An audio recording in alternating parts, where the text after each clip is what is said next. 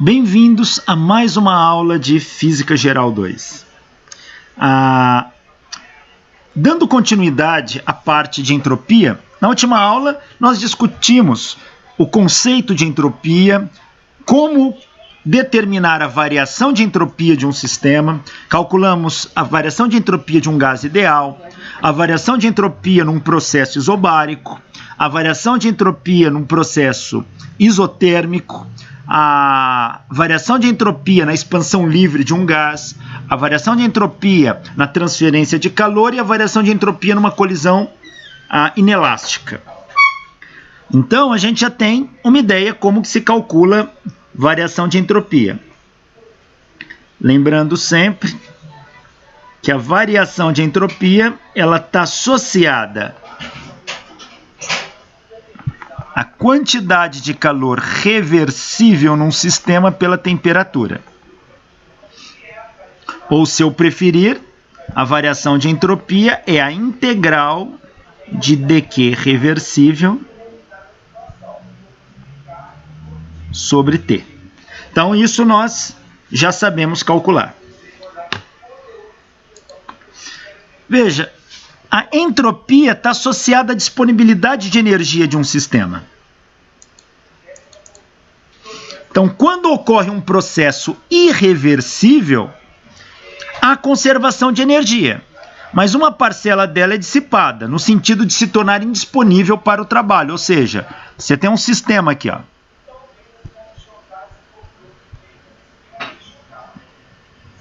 Aqui,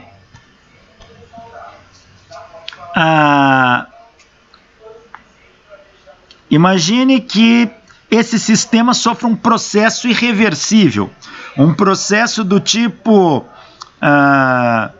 fragmentar, quebrar, romper. Parte do calor é jogado fora.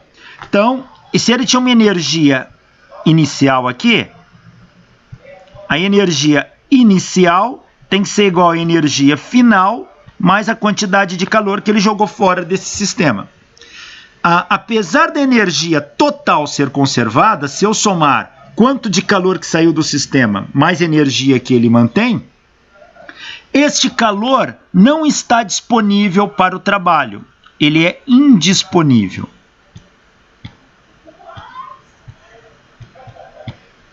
Então, esse calor não retorna ao sistema.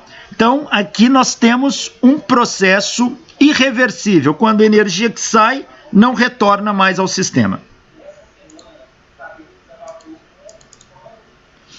Um exemplo de processos assim, pensa numa bola que está a uma altura h do solo, você solta ela, ela parte do repouso, ela acelera com a aceleração da gravidade, colide com o solo e fica. Nesta colisão, parte da energia foi perdida na forma de calor. Isso é um processo irreversível. O que isso significa? Se eu der calor para essa bola, ela não vai subir sozinho essa altura h e voltar para a posição de cima. O caminho de cima para baixo, ele é espontâneo. De baixo para cima, não é espontâneo. Não adianta agora você dar a mesma quantidade de calor que a bola perdeu, que a bola não volta para a posição inicial. Esse calor perdido ele está indisponível ao sistema agora. Quanto de calor foi perdido? Vamos imaginar que toda a energia da bola foi convertida em calor. Então, se ela tinha aqui em cima uma energia potencial mgh, quando ela bateu aqui, todo esse mgh virou calor.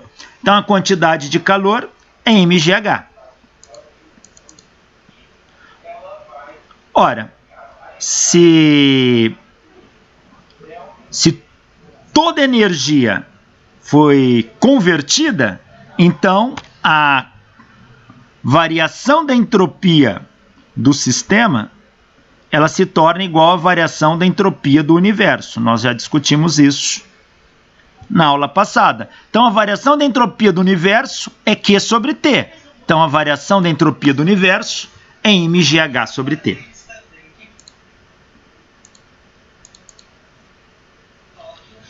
Ou seja, mgh foi a energia perdida, foi o trabalho perdido. Então, a variação da entropia do universo num processo irreversível é o trabalho perdido pela temperatura. Então, quem é esse trabalho perdido? É a temperatura vezes a variação da entropia do universo. Ou seja, a relação entre a variação da entropia do universo e a energia é justamente esse trabalho perdido. O que é? Aquele trabalho não disponível mais para o sistema. Ou seja, num processo irreversível, uma quantidade de energia igual ao produto da variação da entropia do universo pela temperatura absoluta T fica indisponível para a realização de trabalho. A temperatura T é a do reservatório mais frio disponível, ou seja, é sempre a menor temperatura ali. É assim que se calcula o trabalho perdido num sistema. É a temperatura vezes a variação de entropia do universo.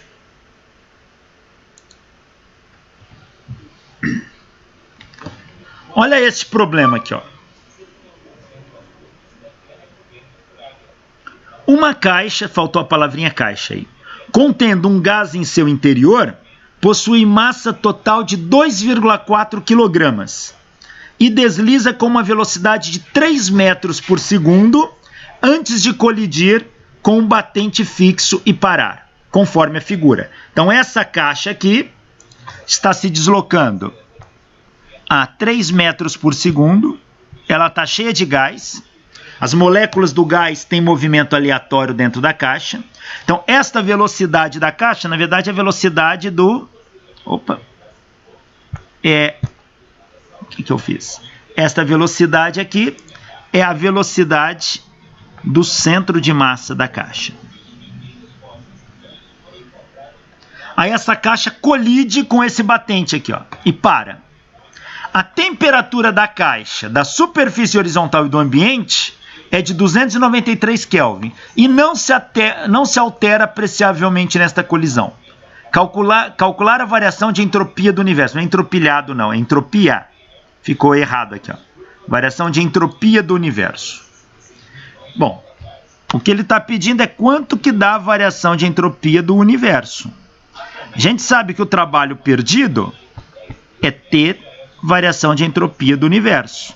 Então, a variação da entropia do universo é o trabalho perdido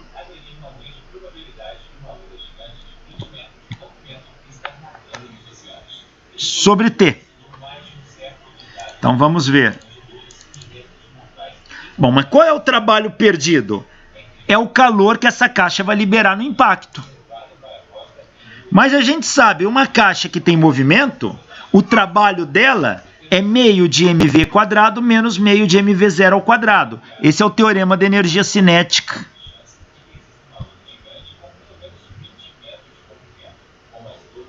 Do trabalho, energia cinética.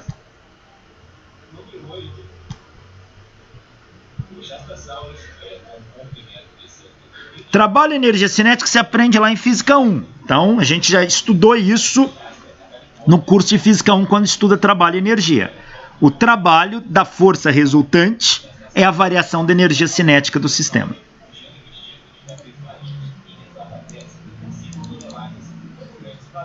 Como a velocidade, a velocidade final é zero, essa aqui é para, então a velocidade final aqui dá zero. Então a quantidade de calor é só a variação de energia cinética que ele tinha inicialmente. A entropia do universo é o calor perdido, que é meio de mv² sobre T. A massa da caixa é 2,4, a velocidade do centro de massa é 3 ao quadrado sobre a temperatura 293. A variação da entropia do universo quando essa caixa colide é de 0,0369 Joule por Kelvin. Tá aí.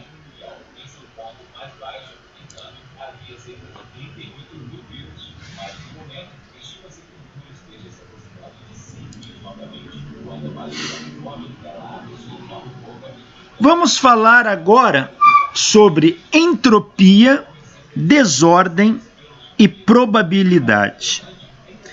Veja, entropia a gente já discutiu, ela é uma medida do grau de desordem de um sistema. Ou seja, quanto mais bagunçado, entre aspas, esse sistema estiver, maior a sua entropia. Então, a palavra desordem e ordem, ela é muito subjetiva. Como que a gente pode entender isso? Vamos imaginar o seguinte. Se eu tenho um sistema qualquer e eu tenho 4 objetos, ocupando cada uma posição bem definida, a gente costuma dizer que esse sistema está ordenado. Agora, se esse sistema, todos esses 4 objetos estivessem não obedecendo muito bem uma distribuição simétrica, organizada, a gente diria que esse sistema está desordenado. Ou seja, e quanto mais desordenado, maior é a variação de entropia. Ou seja, entropia está associada ao grau de ordem e desordem de um sistema. Quanto mais desordenado, maior a entropia. Quanto mais organizado, menor é a entropia de um sistema. Agora, é claro, se eu pensar num sistema com grande número de partículas, eu querer distribuir as partículas igualmente espaçadas uma das outras, isso representa uma ordem, como era no primeiro caso aqui. Então, se as partículas estão igualmente espaçadas, isso representa uma ordem.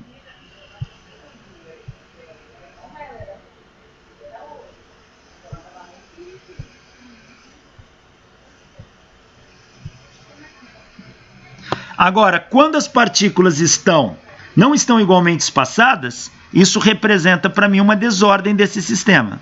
Então, quando as partículas estão assim.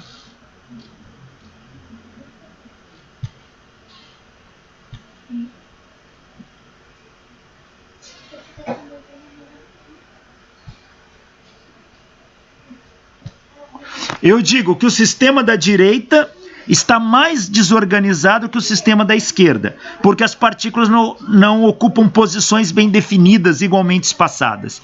Então, o sistema da direita, ele teria maior entropia.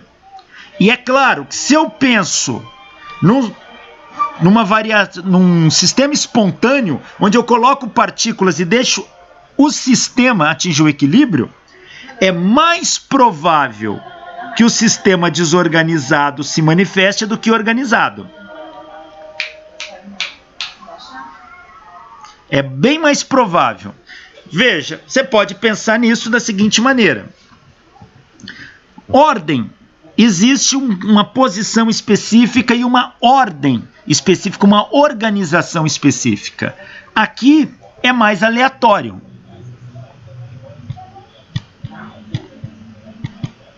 Aqui é mais organizado. Então, a questão de ordem e desordem está associada com quanto maior a aleatoriedade do sistema, maior a desordem dele. E é claro, se o sistema for espontâneo, é mais provável que ele atinja esse estado do que o estado da esquerda. Sistemas espontâneos se agrupam de maneira mais desorganizada. Tá? Mas não existe nenhum sistema espontâneo que se organize? Existe. Mas a tendência é a maior probabilidade do sistema atingir é quando ele está mais desorganizado.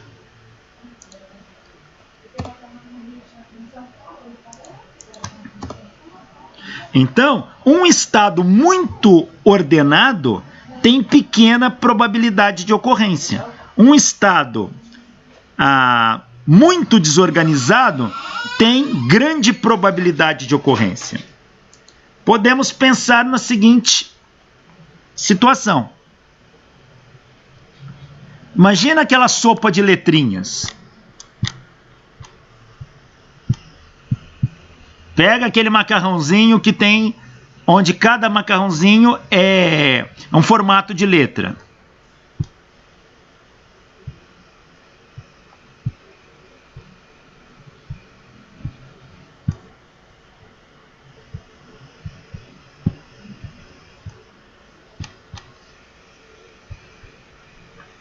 Tá aí.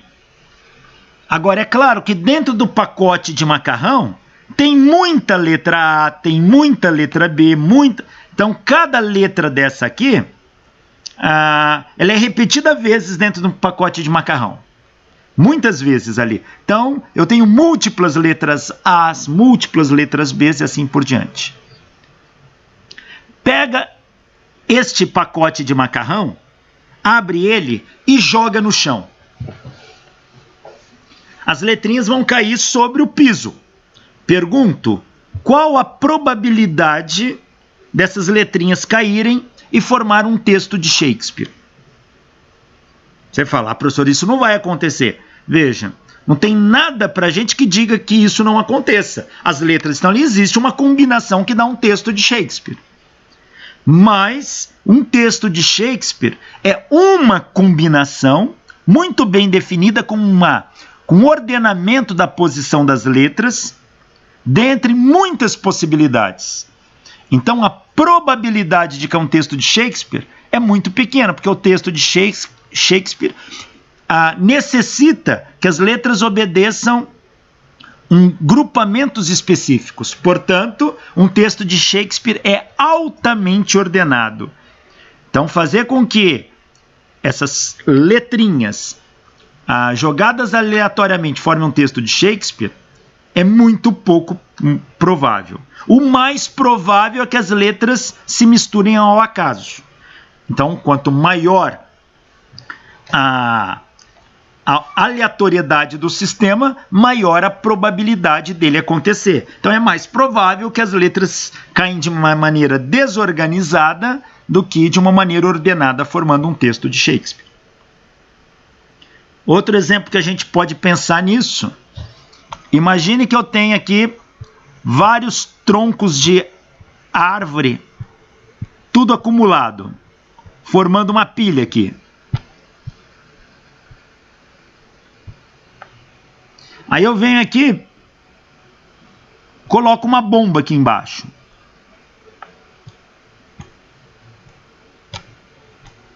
Coloco uma bomba aqui, ó.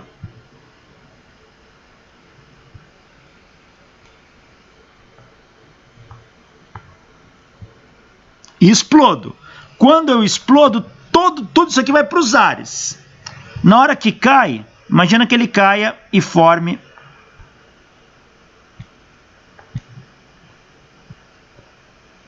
uma casa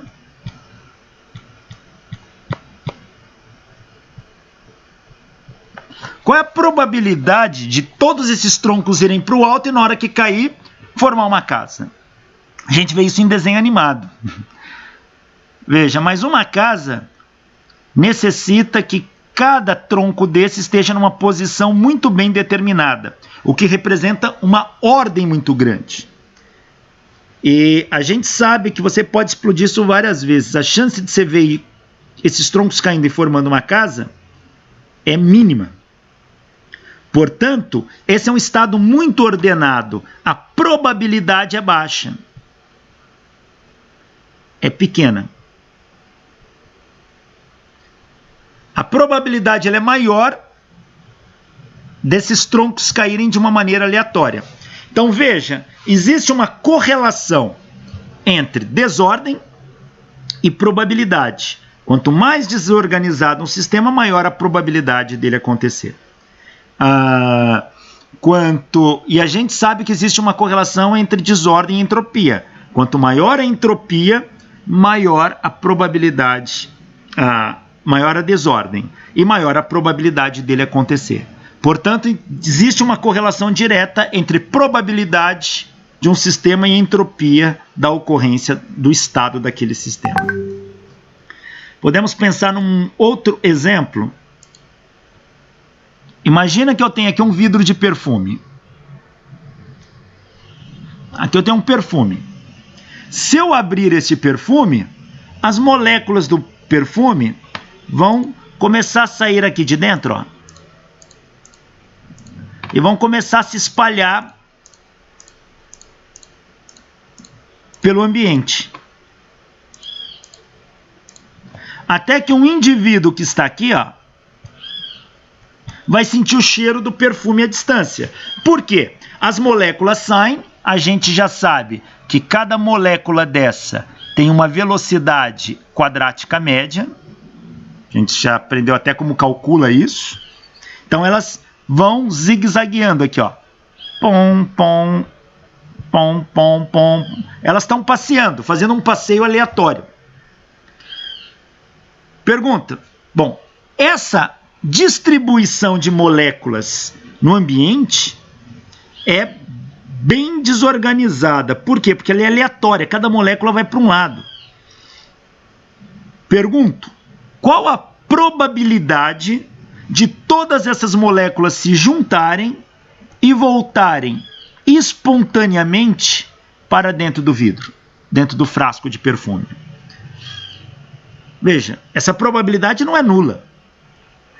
Todas elas se reunirem e voltarem para dentro do frasco é uma possibilidade entre várias, mas ela é muito pequena, muito pequena. Então, o estado mais provável de você encontrar essas moléculas é delas estarem mais espalhadas, mais desorganizadas. Vamos pensar numa outra situação interessante. Imagine, aqui tem um professor dando aula e aqui os alunos. Sentados nas suas cadeiras. Mas estão todos dentro do mesmo ambiente, dentro da mesma sala. Então tem ar para todo mundo. Tem. Então as moléculas de ar estão aí, todo mundo está respirando. Mas agora, eu vou passar uma linha imaginária. Uma linha imaginária aqui no meio da sala. Essa linha imaginária divide o lado do professor do lado dos alunos. Então aqui está o professor.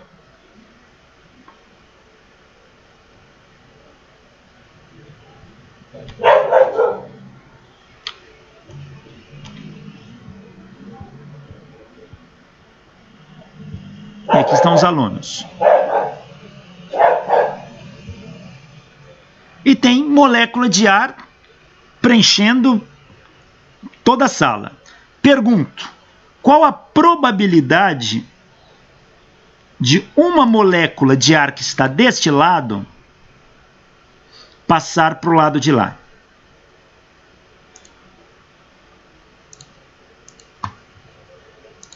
Passar para esse lado.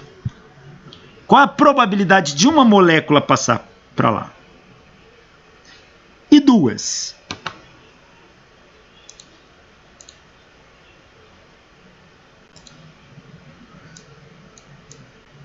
E três?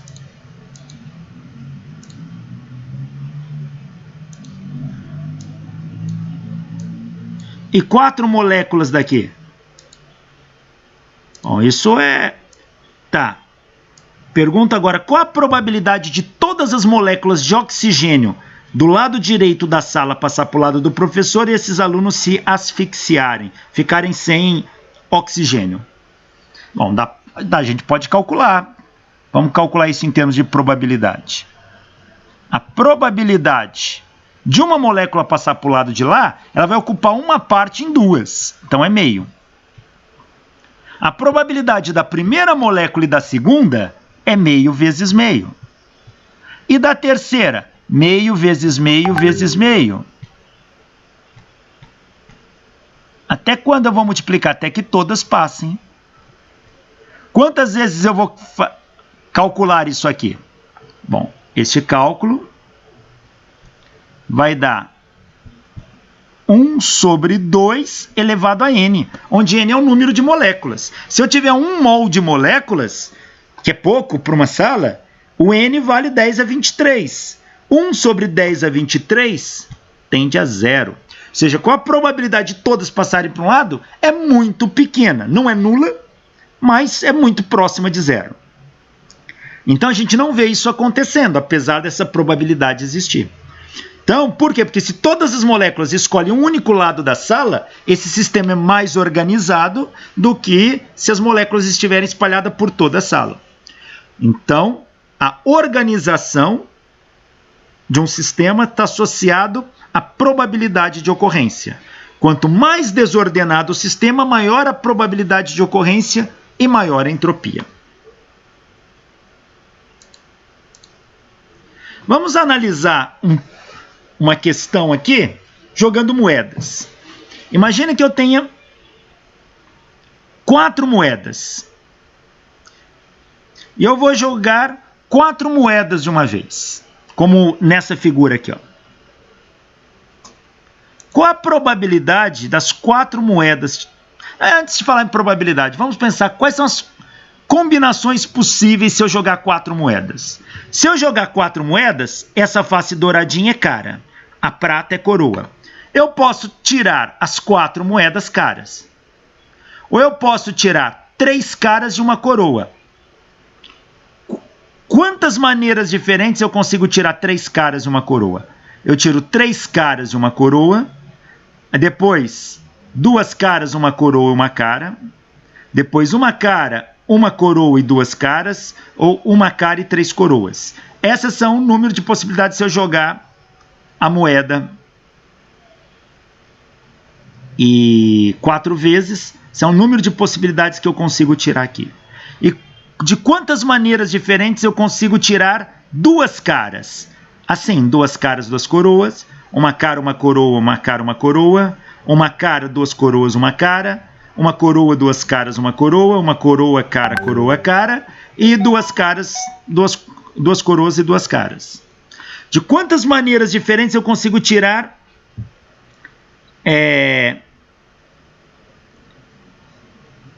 uma cara e 3 coroas? Pode ser 3 coroas e uma cara, 2 coroas, uma cara e uma coroa, uma cara, 2 coroas, uma cara e 3 coroas. E de quantas maneiras eu posso tirar 4 coroas? Então veja, aqui caiu o número de combinações que eu tenho possíveis. Eu tenho uma única maneira de tirar 4 caras. Eu tenho 1, 2, 3, 4 maneiras de tirar 3 caras de uma coroa. Eu tenho 1, 2, 3, 4, 5, 6 maneiras diferentes de tirar 2 caras, 2 coroas. Eu tenho 1, 2, 3, 4 maneiras de tirar uma cara e 3 coroas e uma única maneira de tirar 4 coroas. Então tá aqui. Repara, aqui são 2 caras, 2 coroas.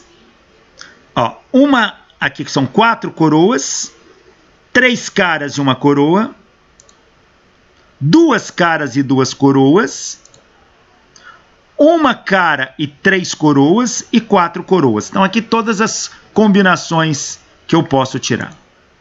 Nós vamos dar nomes a essas combinações. E esses nomes depois a gente usa em termodinâmica. Cada possibilidade de tirar um número de caras e coroas, eu vou chamar de microestado do sistema. Microestado.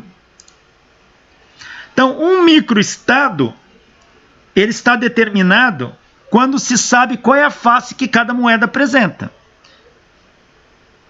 Então, por exemplo, essa combinação é um microestado.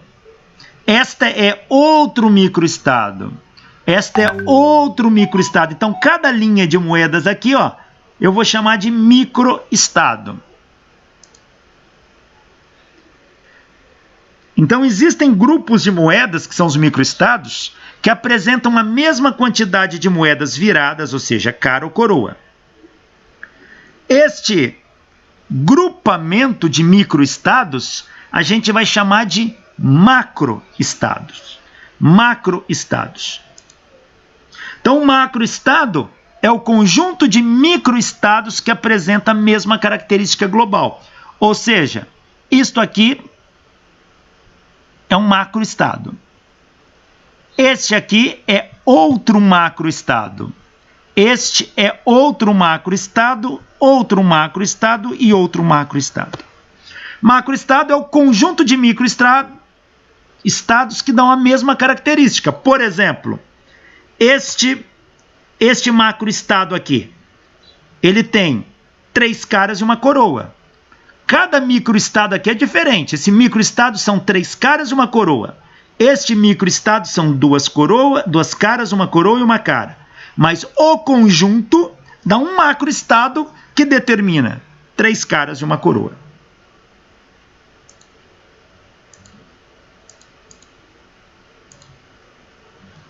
A gente vai chamar de multiplicidade, eu vou usar a letra grega ômega maiúsculo, ao número de microestados que resulta no mesmo macroestado. Ou seja, quantos microestados tem o mesmo macroestado. Por exemplo, esse estado aqui, ele só tem um microestado que forma o macroestado. Então, eu chamo ele de multiplicidade 1. Este aqui, eu tenho 1, 2, 3, 4 microestados que formam um macroestado. Então, a multiplicidade dele é 4. Este aqui tem 1, 2, 3, 4, 5, 6 microestados que formam um macroestado. Então, a multiplicidade é 6. Este aqui, eu tenho 1, 2, 3, 4 microestados que formam um macroestado. Então, a multiplicidade é 4. E esse aqui, eu só tenho um microestado que forma um macroestado. Então, a multiplicidade é 1. Então, multiplicidade corresponde ao número de microestados que forma um macroestado. Bom, supondo que essas moedas jogadas sejam honestas, todos os microestados são igualmente prováveis. Ou seja, a moeda não é viciada, ela não tende a cair mais num microestado do que em outro. Então, a gente está supondo que essas moedas sejam honestas. Então, se as moedas forem honestas, macroestados com maior multiplicidade serão os mais prováveis de acontecerem. Então, quem desses macroestados aqui tem maior multiplicidade? Este aqui, ó, 2 caras e 2 coroas, porque a multiplicidade dele é 6. Então, ele tem maior probabilidade de sair do que os outros.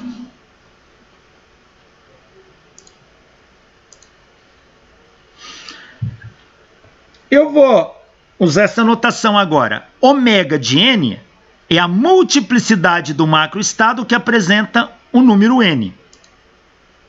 N, por exemplo, pode ser a quantidade de caras que define o macroestado.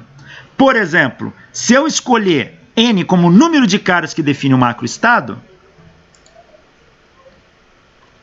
eu posso escrever assim, ó. Qual é a multiplicidade de 2? Então, 2 aqui representa 2 caras. Qual é o macroestado que tem 2 caras? É este aqui. Então, ele tem multiplicidade 6. Se eu escrever qual é a multiplicidade que contém uma cara, tá? Veja, não é a quantidade de moedas, cara. É a quantidade, ou é cara ou é coroa, que só sai cara. Veja, é este macroestado aqui, que tem multiplicidade 1. Então, 1. Então, o número n aqui eu defino de acordo com a análise que eu quero. Se eu definir n como sendo o número de caras, É assim que eu escrevo.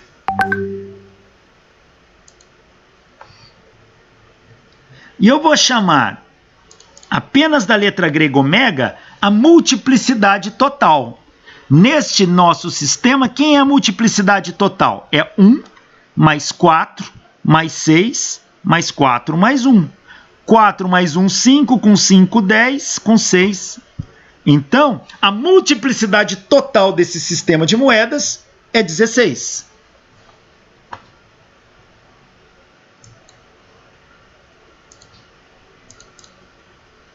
Então, exemplo. Multiplicidade para 4 caras.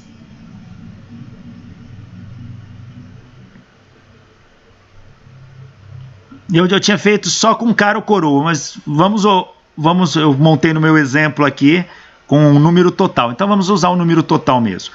Qual é a multiplicidade que tenha 4 caras? É 1, porque só tenho um macroestado com 4 caras. Qual é a multiplicidade com 3 caras? 3 caras. Bom, a multiplicidade com 3 caras é ver qual é o macroestado que tem 3 caras. É este aqui. A multiplicidade dele é 4. Qual é a multiplicidade que tenha 2 caras? É 6. Qual a multiplicidade que tem uma cara?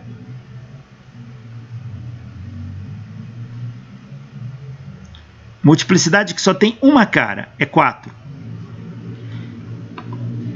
Então, daquela hora, do jeito que eu escrevi aqui agora, estava errado. Que eu falei somente cara ou coroa. Não, multiplicidade a gente vai usar como número total da quantidade de caras. Então, se são 4 caras, eu vou escrever 4. Então, aquela hora, então apaguem ali, delete o que eu falei agora há pouco, vamos seguir o que está aqui. Então, a multiplicidade que só tem uma cara, que é esse macroestado aqui, é 4. E a multiplicidade que não tem nenhuma cara, ômega de 0, é 1. E quem é a multiplicidade total é a soma, 16.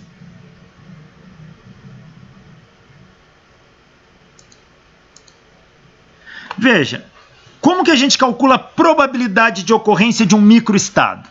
Bom, a probabilidade de ocorrência de um microestado vai ser a multiplicidade para aquele número associado ao microestado que você quer pela multiplicidade total. Isso te dá a probabilidade de ocorrência. Então, probabilidade, por exemplo, qual é a probabilidade de eu tirar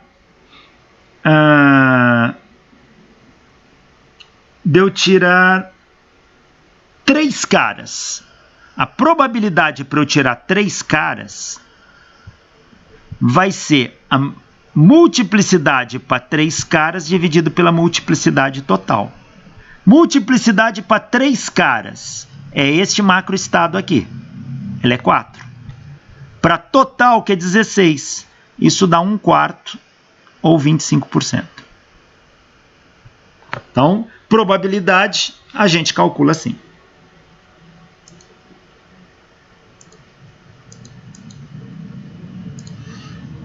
Vamos imaginar que nós vamos jogar 100 moedas em vez de 4.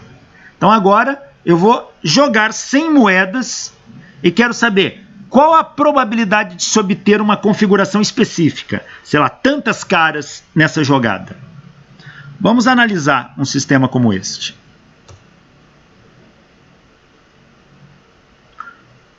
Quantos macroestados nós vamos ter distintos se eu jogar 100 moedas? Nós vamos ter 101 macroestados. Por quê? Eu vou ter um macroestado onde não tem nenhuma cara. Eu vou ter um macroestado que eu só vou ter uma cara. Eu vou ter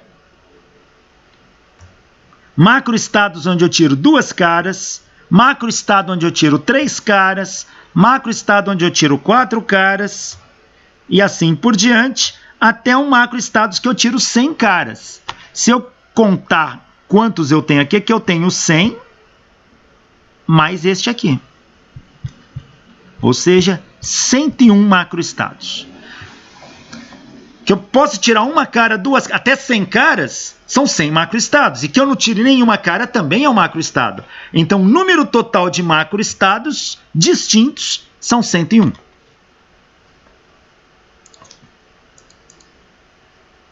Então, ômega total é 101. Ó.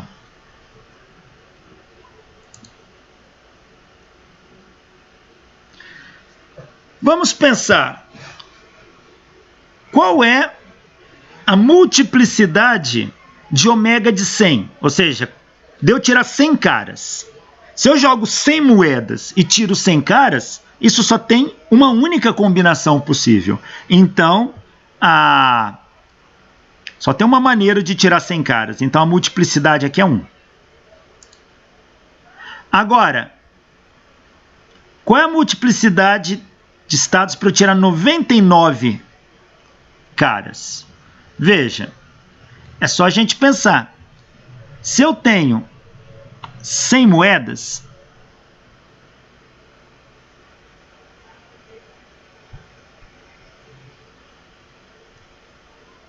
não vou desenhar todas aqui, eu posso tirar a cara ser a primeira moeda.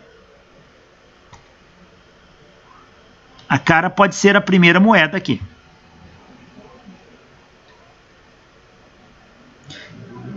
Então, eu posso colocar a cara na primeira moeda e todas as demais sendo coroas. É uma possibilidade. Mas eu também posso fazer diferente. A cara pode sair na segunda moeda e todas as outras serem coroas. Ou uma cara sair na terceira moeda e todas as outras serem coroas. Ou a cara sair na quarta moeda e todas as outras serem coroas. Veja, se é uma cara, os restantes são 99.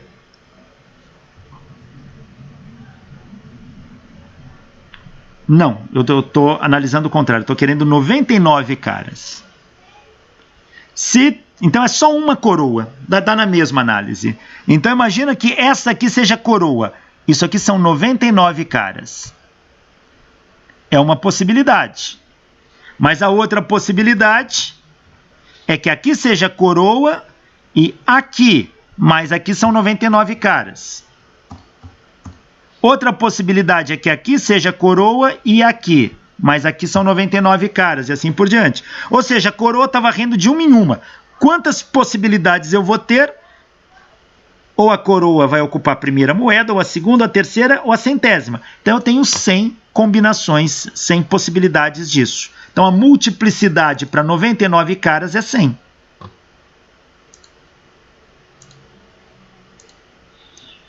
E a multiplicidade para 98 caras? 98 caras é 2 coroas. Então, veja, imagine que, vamos fazer assim.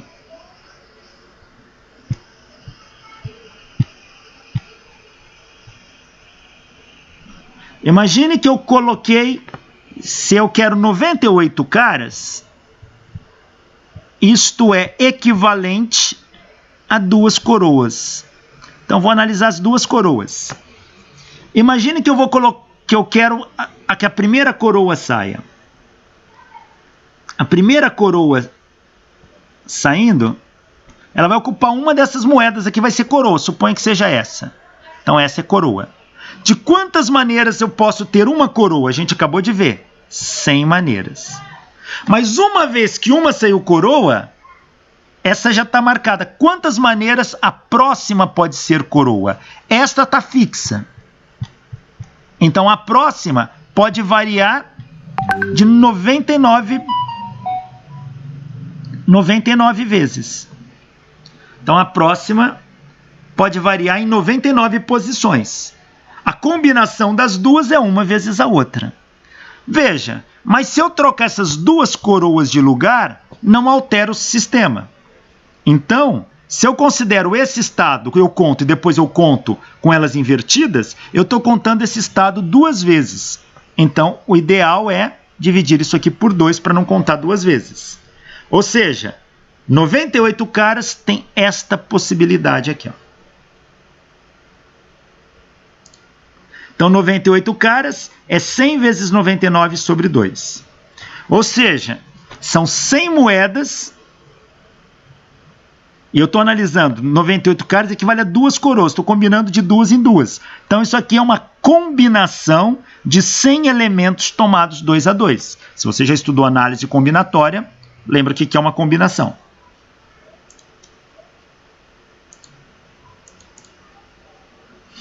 Bom,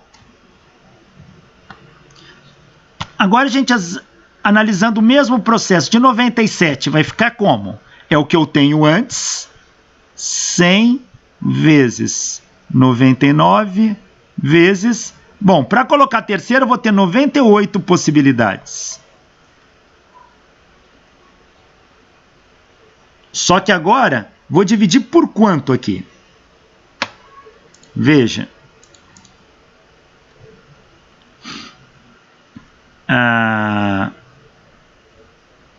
Se eu tenho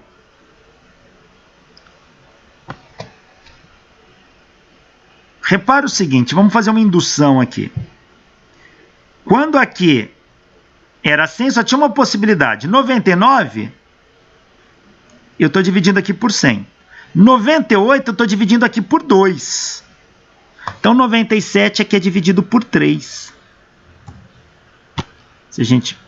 Então, aqui ó, é 100 sobre 1, que é 100 sobre 2, aqui é 100 sobre 3. Ora, mas o que é 1 aqui? Você concorda que eu posso escrever 1 como sendo 100 menos 100? 100 menos 99, desculpa. Então, 1 eu posso escrever 100 menos 99. E 2, 100 menos 98. E 3, pode ser 100 menos 97. Ou seja, como é que eu escreveria então ômega de 80? Seria 100 vezes 99 vezes 98 vezes... Até onde eu vou? Olha, quando aqui era 98, eu fui até 99. Como agora aqui é 80, eu vou até 81. Dividido por 100 menos 80. Essa é a análise por indução. Ou em outras palavras, como é que fica ômega de n?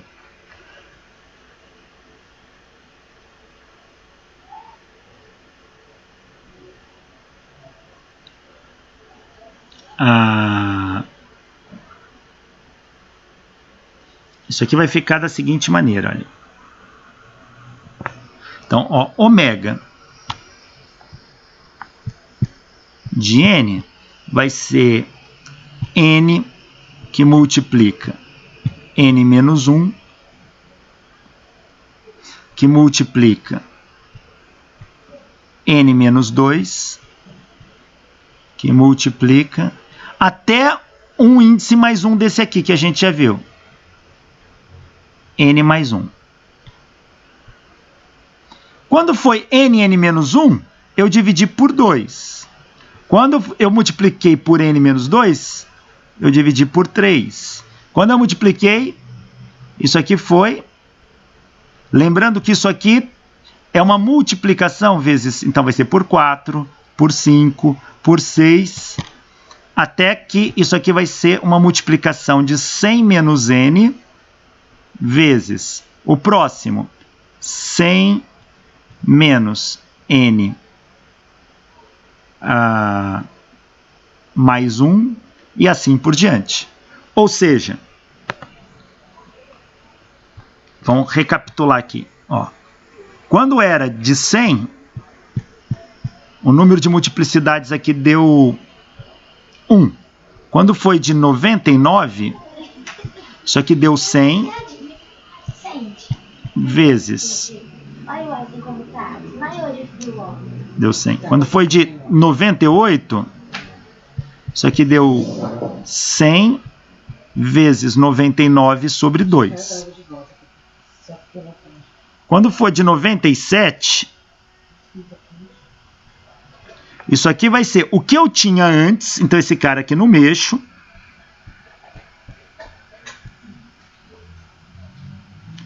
vezes 98 sobre 3. Quando for ômega de 96, isso aqui vai ser o que eu tinha antes, 100 vezes 99 sobre 2, vezes 98 sobre 3, vezes 97 sobre 4, e assim por diante. Lembrando que esse número é sempre 100 menos o que está aqui dentro. Ou seja, quando eu tiver ômega de n, isso aqui vai ser n vezes n menos 1 vezes n menos 2, até quanto? Até esse índice mais 1 que a gente viu.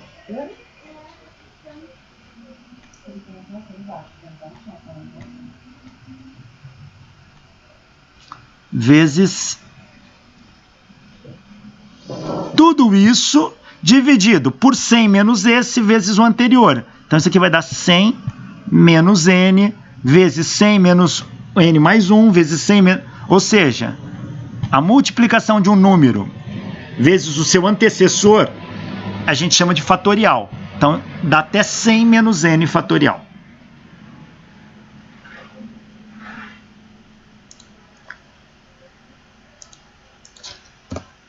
Então, eu posso escrever ômega de n como 100 vezes 99 vezes 98 vezes n mais 1 sobre 100 menos n fatorial.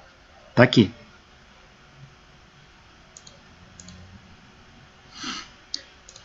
Olha, se eu multiplicar em cima e embaixo por n vezes n menos 1 vezes n até 1, isso não altera em nada. Então, eu multipliquei essa relação aqui por n vezes n menos 1 até 1, n vezes n menos 1 até 1 no numerador e denominador. Ora, quando eu faço n mais 1 vezes n menos 1, desde 100, isso aqui é 100 fatorial. Isto aqui é n fatorial que multiplica 100 menos n fatorial. Ou seja, a multiplicidade para n caras vai ser, numa jogada de 100 moedas, vai ser 100 fatorial sobre n fatorial que multiplica 100 menos n fatorial. Então, para n moedas, eu vou ter ômega de n é igual a n fatorial, e não fatorial, sobre n fatorial, e não menos n fatorial. Que no fundo é a combinação de n moedas tomada n, onde n é o número de eventos que eu quero ali que sai, se são número de caras ou número de coroas. Isto aqui determina a multiplicidade de estados que eu passo a ter, de moedas no caso. Esse cálculo feito, a gente fez para moedas, mas pode ser para moléculas. Tá? Se eu tenho um número de moléculas e elas podem se manifestar em dois estados, ou elas estão da direita ou da esquerda, e eu quero avaliar quantas moléculas estão para a direita, qual o número qual a multiplicidade de estados disso, é o número total de moléculas fatorial, dividido pelo número de estados que eu quero encontrar fatorial, e não menos n fatorial. Então eu posso aplicar esse cálculo de multiplicidade de estados para qualquer outros eventos que estão envolvidos ali numa combinação.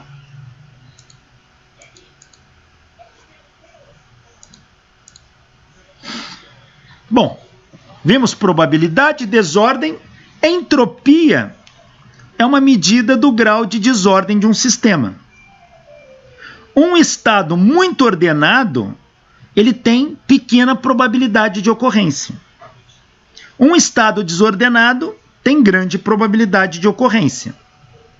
Então a gente nota que há um paralelismo completo entre a evolução do macroestado de um sistema, no sentido de probabilidade crescente, e o princípio do aumento da entropia. O que nos leva a inferir que a entropia deve ser uma medida da probabilidade termodinâmica do sistema. A entropia S deve ser uma função crescente do número de macroestados que você tem ali, da multiplicidade do seu sistema. Aí como que eu escrevo isso? Que função é essa que correlaciona a entropia com o número de macroestados, com a multiplicidade do meu sistema? Bom, uma pista para achar essa função é fornecida pelo fato de que a entropia ela é uma grandeza aditiva. Se um sistema tem uma entropia S1, o outro tem uma entropia S2, quando junto, a entropia total é a soma das entropias. Ou seja, se juntarmos dois volumes de um gás à mesma temperatura, a entropia resultante do sistema é a soma das entropias dos dois sistemas. Você fala, mas e daí? E daí é que entropia ela é aditiva.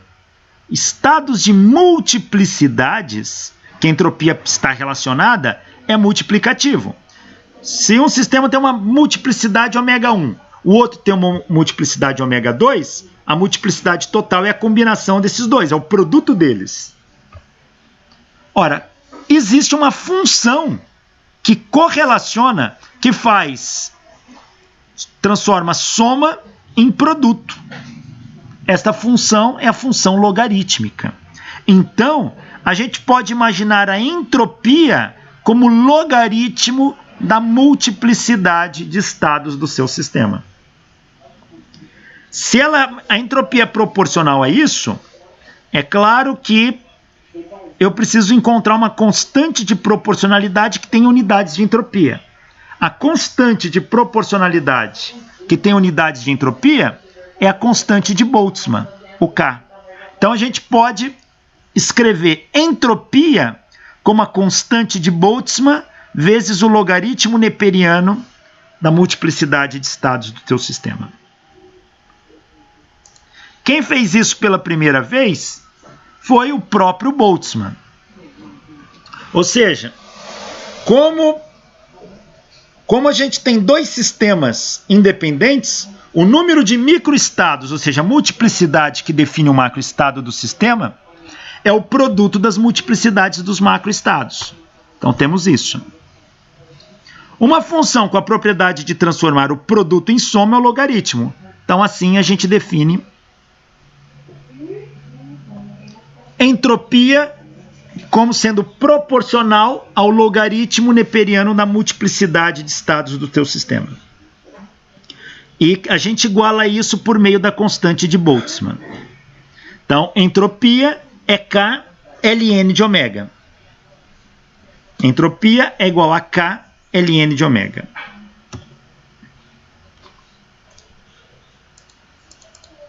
Foi o próprio Boltzmann que propôs esta formulação. E isso aqui é chamada equação da entropia de Boltzmann. Boltzmann dá um conceito estatístico para a entropia. E essa fórmula se torna muito importante no cálculo do que a gente chama de mecânica estatística. Essa fórmula foi tão consagrada que Boltzmann morreu, ele se matou, na verdade, se suicidou, em Viena, e esse é o túmulo do Boltzmann em Viena. E no túmulo do Boltzmann está escrita a equação da entropia, S igual a K log de W. W por quê? Alguns livros, em vez de usar a multiplicidade como ω,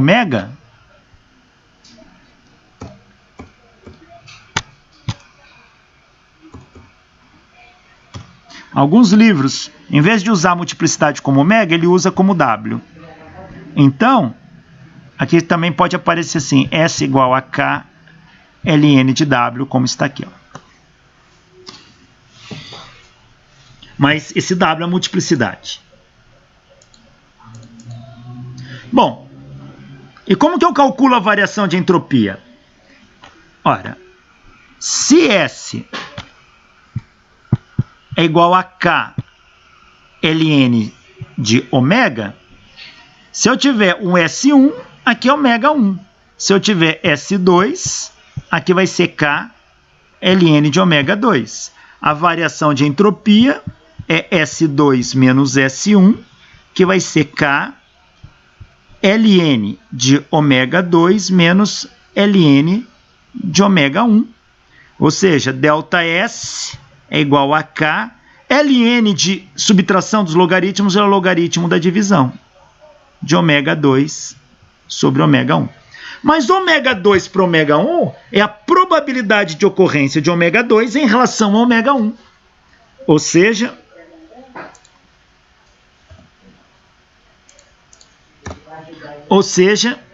ΔS pode ser escrito como KLN da probabilidade, onde a probabilidade é a multiplicidade ômega para N2 comparado com a multiplicidade ômega para N1. Então, esta é a variação da entropia do ponto de vista estatístico. A variação da entropia é uma síntese da segunda lei da termodinâmica. Tá aí.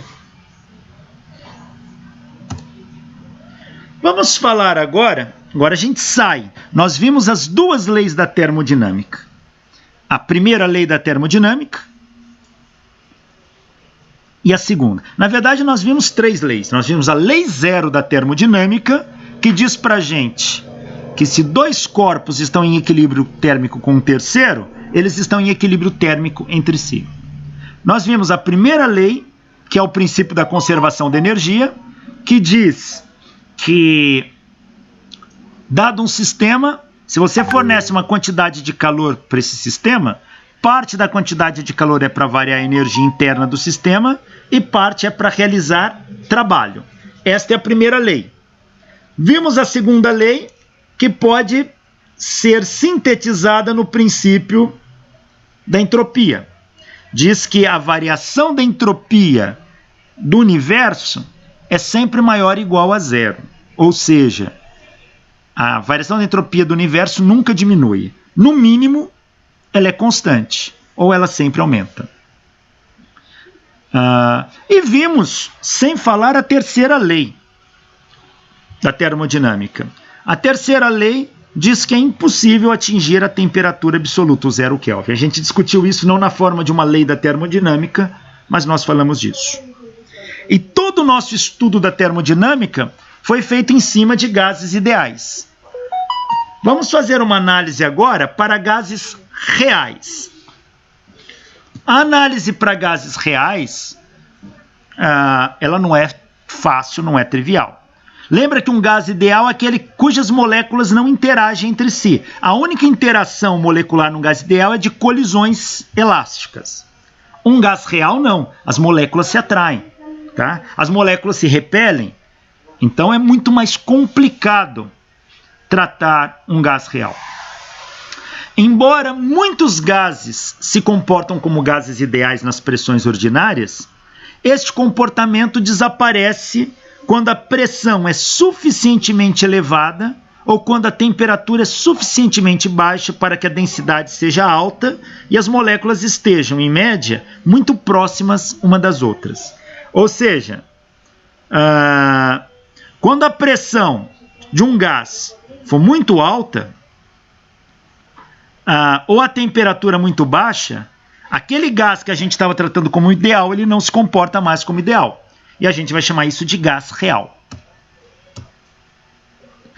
Foi Johannes Diderik van der Waals, o físico, que primeiro se dedicou a compreender o comportamento de gases reais. Van der Waals, ele buscou compreender por que a lei dos gases ideais não corresponde exatamente à forma de comportamento de gases e líquidos. Se você pega um gás real, ele foge do comportamento da lei de gases ideais, da lei de Boyle, lei de Charles, Gay-Lussac e tudo mais.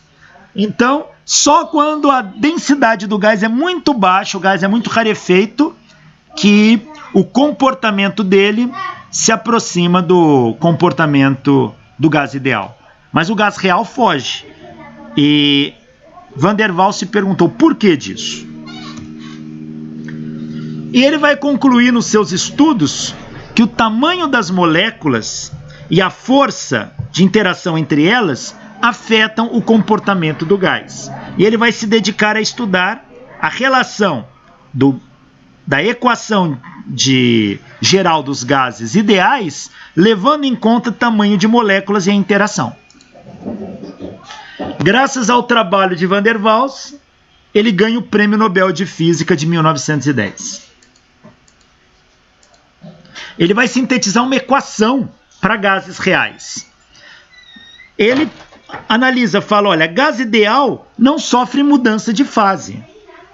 Gás ideal não passa de gás para líquido, não. Não tem interação entre as moléculas. Se as moléculas não interagem, elas não podem se agrupar indo para um estado mais denso. Então, gás real não sofre mudança de fase, é gás ideal.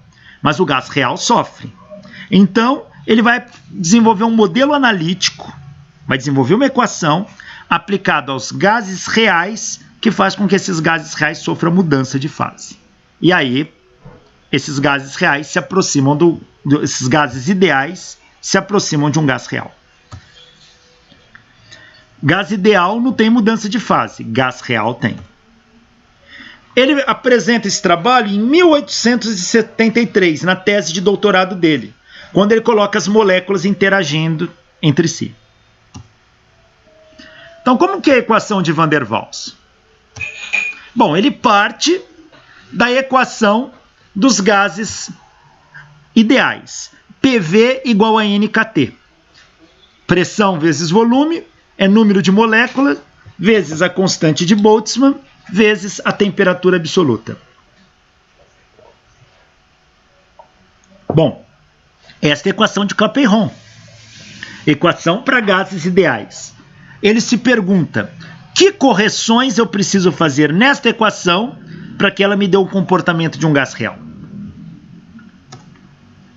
Primeira coisa que ele analisa, as moléculas têm um tamanho. A gente não sabe exatamente qual é o tamanho da molécula. A molécula tem uma nuvem eletrônica que você não sabe onde isso acaba, mas a molécula tem um tamanho. A molécula ocupa um volume. E este volume molecular vai limitar o tamanho, o volume do gás. Veja, um gás ocupa um volume, mas o volume que um gás ocupa, de fato, tem que ser... o volume real do gás tem que ser o volume que ele ocupa menos o volume que cada molécula ocupa. Então, imagine que eu tenha um gás ocupando esse volume, mas cada molécula tem esse volume. Então, qual é o volume que o gás ocupa de fato? O volume que o gás ocupa de fato, o volume real, é o volume ocupado aqui, menos o volume da molécula, chama esse volume de Bzinho. Quantas moléculas eu tenho? N. Então, isso me dá o volume real. Então, essa é a primeira coisa que Van der Waals analisa. A segunda coisa, as moléculas atraem-se umas às outras, as que estão próximas. Uma molécula está aqui, ela atrai as moléculas vizinhas. Ela interage com as moléculas vizinhas aqui, ó. Então, existe uma força atrativa entre essas moléculas. Ele vai embutir esses conceitos na equação de Clapeyron e vai chegar numa nova equação, agora que se aplica a gases reais. Então, a primeira coisa que ele faz, ele troca o volume V aqui da equação por um V menos NB, onde B é o volume da molécula, N é o número de moléculas. Então, o volume real ocupado pelo gás é o volume total menos NB. Isso causa uma interação repulsiva. Por quê? Porque se a molécula tem um volume, duas moléculas não podem ocupar o mesmo lugar no espaço. Se uma entra, a outra tem que sair. Então, a gente chama isso de volume excluso. Tá? Esse é o volume que ele vai embutir na equação. E a segunda correção que ele faz é: as moléculas atraem entre si, umas às outras. E esta interação atrativa, ela depende da densidade das moléculas. Ou seja, se eu tenho uma molécula que pode gerar um poder atrativo aqui, essa interação vai ser tanto maior quanto mais moléculas estiverem à sua volta aqui, ó. Ou seja, a interação depende da densidade de moléculas na vizinhança daquela molécula. Densidade nada mais é que número de moléculas por unidade de volume. Então, a energia de interação, ela é proporcional ao número de moléculas por unidade de volume. O que Van der Waals escreveu foi desta maneira. O A faz aí uma constante de proporcionalidade que modula a intensidade da energia de interação. O menos é porque ele está fazendo uma interação atrativa. A energia potencial atrativa, ela corresponde a uma energia potencial negativa. Então, uma energia potencial, se ela for menor que zero, significa que tem forças atrativas. Então, Van der Waals, ele escreve energia potencial de interação de uma molécula com a sua vizinhança por essa expressão, onde o parâmetro A é um parâmetro que precisa ser medido experimentalmente. Mas é assim que ele escreve. Isso para uma molécula. Se eu tiver N moléculas, eu tenho que multiplicar essa interação U por N. Se eu multiplicar ela por N, vai dar menos A N sobre V vezes N. Fica menos A N quadrado sobre V. Ou seja, a energia potencial de interação é dada por isso.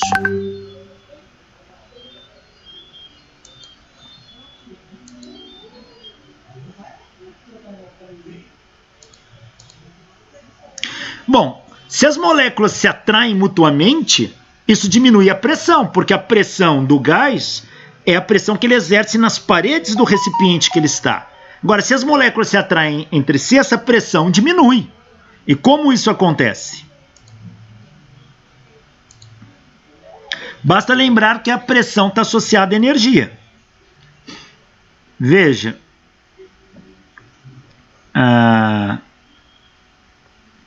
Trabalho.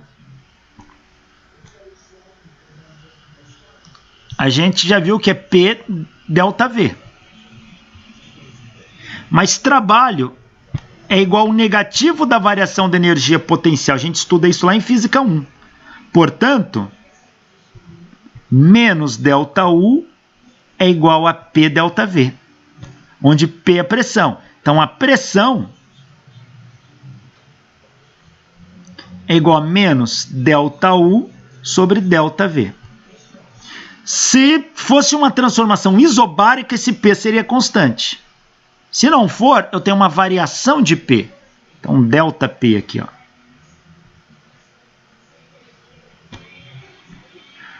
Então, meu ΔP... Agora, se eu pegar no limite, eu posso fazer esse ΔP pequenininho como sendo menos a derivada da energia potencial em relação ao volume. Coloco uma derivada parcial, porque a energia potencial não depende só do volume, depende da temperatura e assim por diante. Então, a variação da pressão atrativa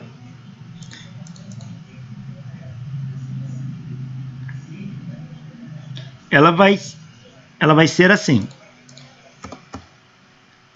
Menos a derivada da energia potencial em relação ao volume. Menos a derivada da energia potencial em relação ao volume. Deriva isso aqui em relação a V. O 2 é o V, passa para cima, é V a menos 1. Cai o menos 1, V a menos 2. Aqui tá errado, né? Que não tem menos. Aqui fica positivo. Então, derivando U em relação ao volume, isso aqui vai dar AN quadrado sobre V quadrado. Esta é a variação da pressão atrativa. Esta pressão vai fazer com que a pressão total diminua. Então, como é que fica? Vamos escrever esta equação aqui, ó. Só que no lugar do V, eu vou trocar por isso. Então, eu tenho que P, V menos NB, que é o volume, é igual a NKT. Então, daqui eu tenho que P é NKT sobre V menos NB. Vamos escrever desta maneira a pressão. Se não tivesse força atrativa, a pressão seria calculada assim. Assim. Mas como tem força atrativa, desta pressão eu preciso subtrair esta quantidade aqui. Isso aqui ainda ficou negativo. Aqui ainda está errado, caramba. Eu trouxe um sinal de menos que não existe. Aqui.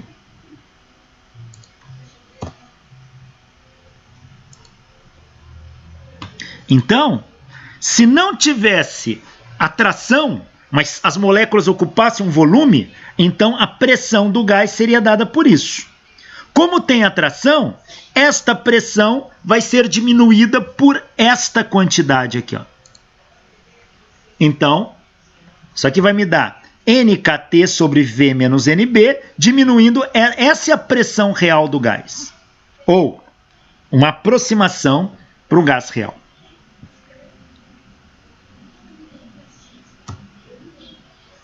Esta é a equação de Van der Waals. A equação para um gás real. Essa equação, se eu passar isso para cá, ela fica assim, ó. Passa esse cara para cá, então ela vai ficar P mais AN quadrado sobre V quadrado, que multiplica V menos NB, é igual a NKT. Esta é a equação de Van der Waals aplicada a um gás real. Essa equação dá conta de analisar muito melhor o comportamento de um gás real do que PV igual a NKT. Só que eu preciso desses parâmetros, que isso aqui vai variar da natureza do gás. Se a molécula for oxigênio, A e B deve ter um valor específico, se for nitrogênio, outro e assim por diante. Então está aqui a equação de Van der Waals.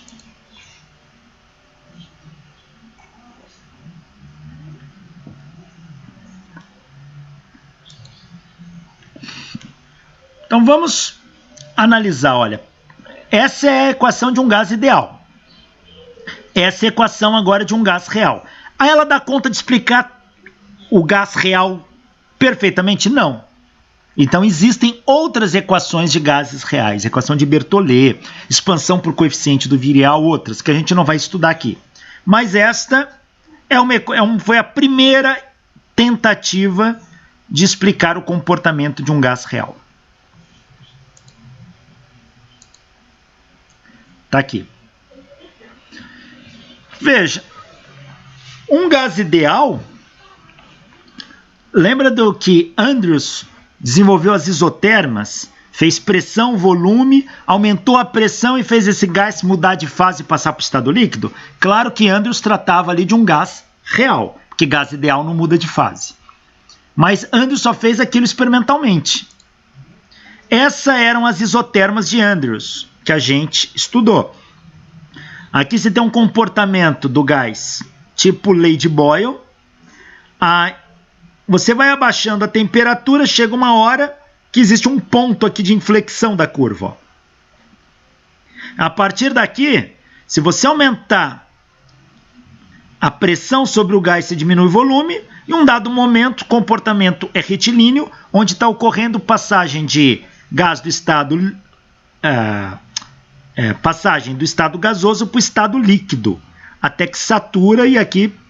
Então, essas aqui são as isotermas de Andrews. Nesta região aqui, ó, coexiste vapor e líquido. Então, isso aqui são as isotermas de Andrews. E isso aqui, Andrews mediu, é experimental, ele vai lá para o laboratório e conclui isso. Se a equação de Van der Waals descreve o comportamento de um gás real, se eu fizer o gráfico de P contra V usando essa equação, eu tenho que descrever esse comportamento que Andrews mediu, que é o comportamento de um gás real. Quando você aplica as equações de Van der Waals, você não chega bem nisso. Você chega nisso. Aqui é igualzinho, que aqui só tá um pedacinho, mas aqui é igual. Ó. Isso aqui obedece à lei de Boyle. Tá? Até que chega aqui, aqui vai ter um ponto de inflexão. E a partir desse ponto, você vai ter uma coisa assim, ó. Igualzinho o outro. Só que no gás real, esse trecho era em linha reta. E no gás de Van der Waals, não. Ele tem um pico, um ponto de máximo, zero, um ponto de mínimo e zero. Isto aqui não é uma descrição real do gás. Então a gente vê que mesmo a equação de Van der Waals, ela não descreve de fato o comportamento de um gás real. Nessas condições da transição de fase aqui, ó. Por quê? Se fosse um gás real, isso aqui seria uma linha reta. E aí a gente teria aquela curva aqui assim.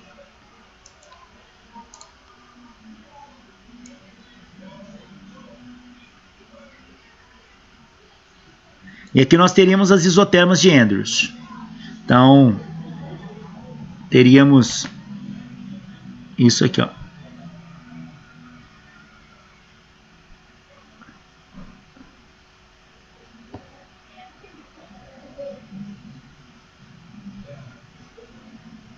Só que não é assim que acontece com a equação de Van der Waals. A equação de Van der Waals mostra que isso aqui tem uma oscilação aqui. Um pico de máximo e um de mínimo. Ou seja, no trecho AD, eu tenho um ponto de mínimo B e um ponto de máximo C. Agora, da temperatura crítica para mais, aí a equação de Van der Waals descreve muito bem o comportamento.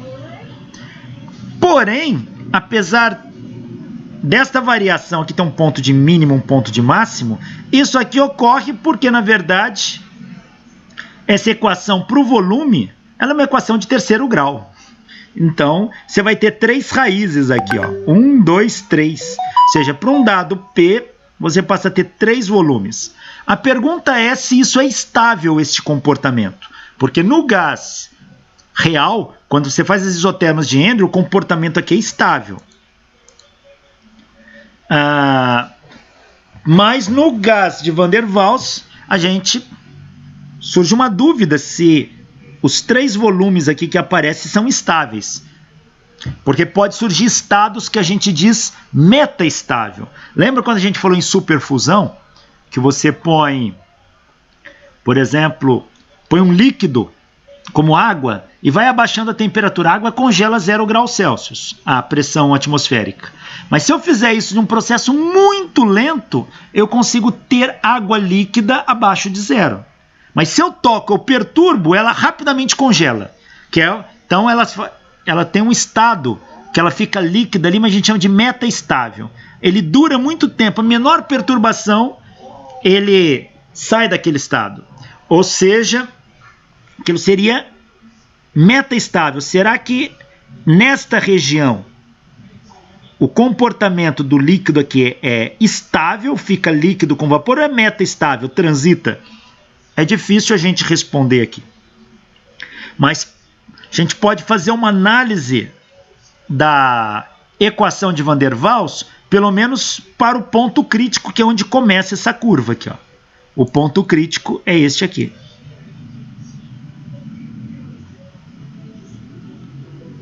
É este ponto aqui, ó. Então, quanto será que dá a temperatura, a pressão e o volume no ponto crítico quando ela começa a entrar no estado de vapor?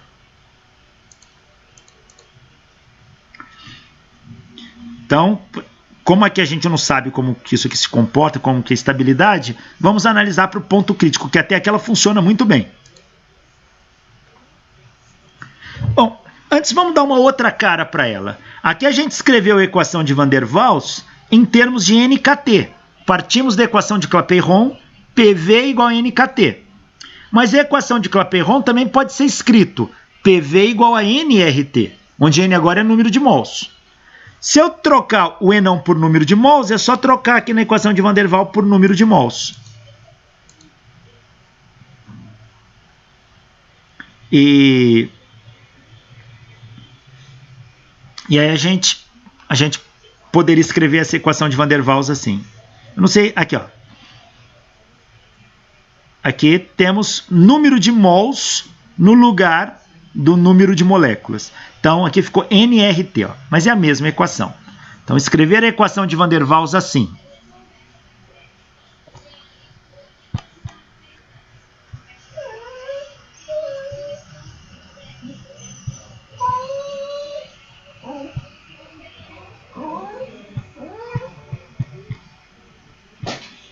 Ou escrever a equação de Van der Waals assim.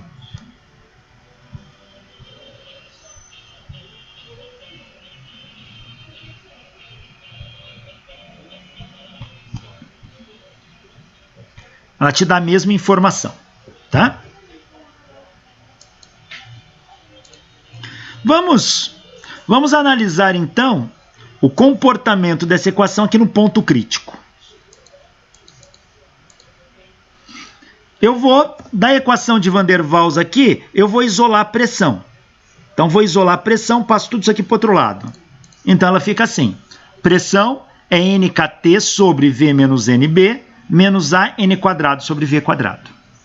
E agora eu vou fazer a análise do comportamento pressão-volume para o ponto crítico. Como que a pressão varia com o volume? Veja, pressão aí depende de outros fatores. Então, vou fazer um termo de derivadas parciais. A derivada da pressão em relação ao volume para a temperatura constante, que eu estou pegando uma isoterma de análise. Quanto é que isso aqui dá?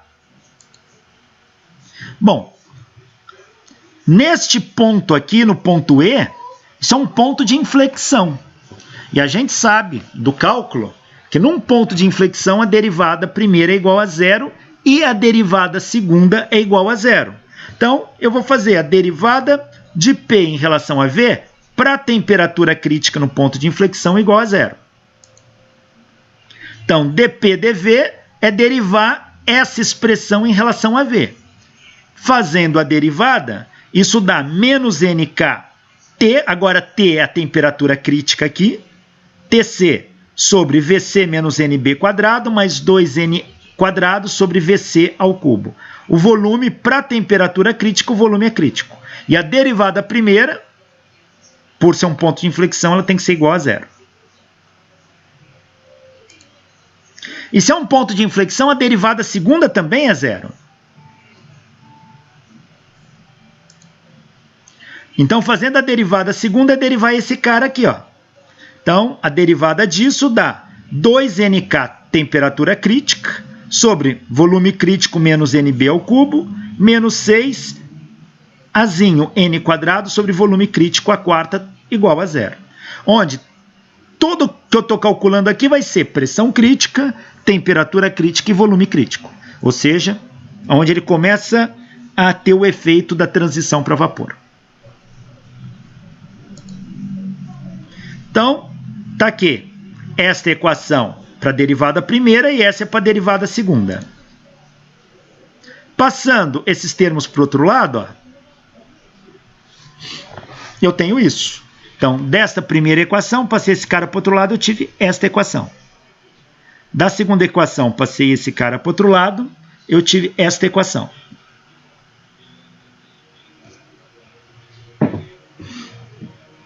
Agora, eu posso fazer o seguinte, dividir uma equação pela outra. Então, se eu dividir a de cima pela de baixo, ó, fração de fração, conserva a primeira, multiplica pelo inverso da segunda. Fração de fração, conserva a primeira, multiplica pelo inverso da segunda. Vai me dar isso. Conserva a primeira, multiplica pelo inverso da segunda. Conserva a primeira, multiplica pelo inverso da segunda. Bom, multiplicando, ó, tem termos aqui que se cancelam. Ó. Esse aqui é o cubo com esse é o quadrado, cancela, sobra um termo aqui. Ó. NKTC daqui com NKTC daqui. Volume crítico ao cubo com volume crítico à quarta, cancela. AN quadrado aqui com AN quadrado aqui. Fazendo isso, o que sobra é, do lado de cá sobra menos VC mais NB sobre 2, e do lado de cá sobra menos VC sobre 3. Está tudo em termos do volume crítico. Isolando o volume crítico vai ser 3NB. Ou seja, qual é o volume crítico a partir do qual esse sistema começa a transitar para o estado líquido? É quando o volume do gás é o triplo do volume do número de moléculas que ele contém.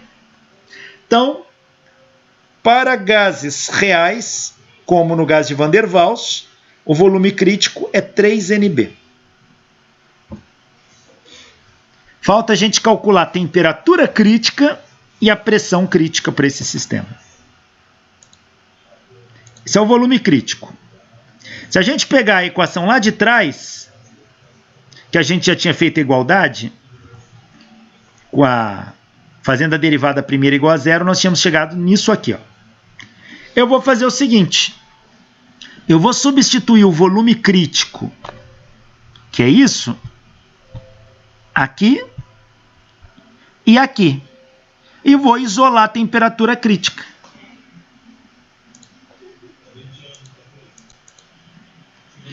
Vou substituir. Isola a temperatura crítica. A temperatura crítica do gás ideal, do gás real de Van der Waals, dá 8A sobre 27 kB. K aqui é a constante de Boltzmann. Tá aí. E agora, com o volume crítico e a temperatura crítica, eu substituo na equação de Van der Waals. Aqui eu coloco temperatura crítica, ou seja, esse cara eu ponho aqui. O volume crítico eu ponho aqui e aqui. Faço a conta e isso aqui vai me dar a pressão crítica. A pressão no ponto E. Lembra, ponto crítico é esse cara. Tudo a gente está fazendo em relação a ele.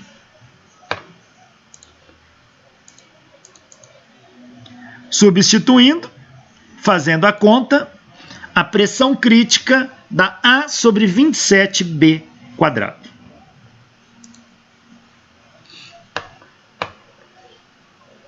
Ou seja, para um gás de Van der Waals, um gás real, a pressão crítica é A sobre 27B quadrado, o volume crítico é 3NB e a temperatura crítica é 8A sobre 27 kB. Se você for para o laboratório e medir esses parâmetros A e B para um gás real e substituir aqui, você vai ver que isso aqui se aproxima bem do gás real. Então, tem medidas do parâmetro A e B feito para o nitrogênio, para o oxigênio, e ele aproxima muito bem para o gás real. Então, o trabalho de Van der Waals foi o primeiro trabalho na tentativa de tratar o comportamento de um gás real. Mas ele tem falhas, ele tem buracos, certas condições que acontecem nesse intervalo aqui que são bastante complicadas.